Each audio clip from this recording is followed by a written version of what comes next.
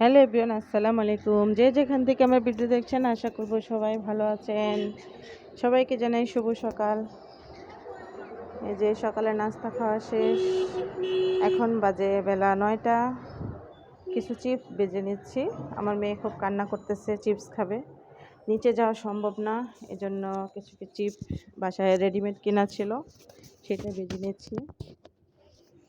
বাসায় মাঝে মাঝে এরকম কিছু থাকলে বাচ্চাদের জন্য দেওয়া যায়, বড়রাও খাওয়া যায়, কিন্তু বাচ্চা থাকলে বাসায় একটু উপকার বেশি হয়। কান্নাকাটি করলে বা ইয়া করলে দেওয়া যায়। এই যে পাশাপাশি চিপস ভাজা শেষ, ওই তেলে আমি কিছু টিকা বানিয়ে নিচ্ছি। টিকাটা হচ্ছে মসুরির ডাল দিয়ে আরও কিছু আইটেম মিশিয়ে একসাথে টিকা বানিয়ে নিয়েছি। ভাবছিলাম আজকে বেশি কিছু আইটেম করব না, এজন্য টুকটাকি রান্না করে নিয়েছি। বিকেলে নাস্তা হিসেবে চিকেন স্যুপ রান্না করে নিচ্ছি, যেন বিকেলে ওরা নাস্তা হিসেবে খেতে পারে। অনেক সময় বিকেলবেলা তৈরি করতে পারি না সময় স্বল্পতার কারণে, এজন্য এখনই তৈরি করে সাইডে রেখে দেব। আমি ভাত তরকারি রান্না করা শেষ। হঠাৎ করে মনে হলো আজকে আমার ছোট ননদের জন্মদিন, এই জন্য ভাত তরকারি সব পাশে রেখে দিয়েছি।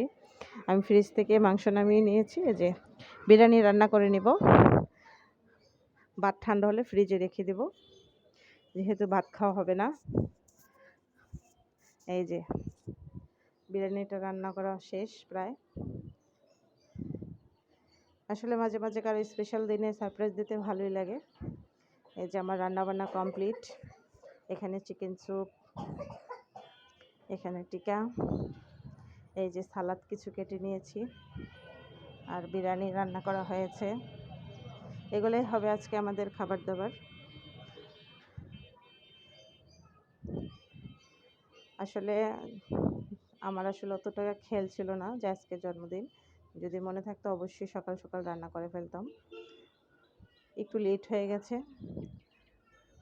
তারপরও আমি সময় মতো সবাইকে খাবার টাবার সামনে দিতে পারছি, আলহামদুলিল্লাহ।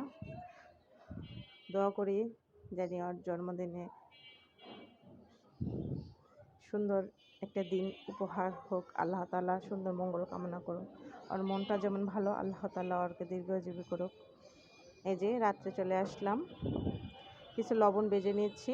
আমার শাশুড়ি বা আমার ফ্যামিলি সবাই লবণ খায়, এই জন্য ওদের জন্য একটু ভাজা লবণ করে নিচ্ছি। আমি আসলে লবণটা খাই না কাঁচা বা কোনো কিছু আলাদাভাবে, তরকারিতে একটু এক্সট্রা লবণ বেশি দিয়ে নিই। ওরা লবণ খায়, এই জন্য ওদের জন্য ভেজে নিচ্ছি।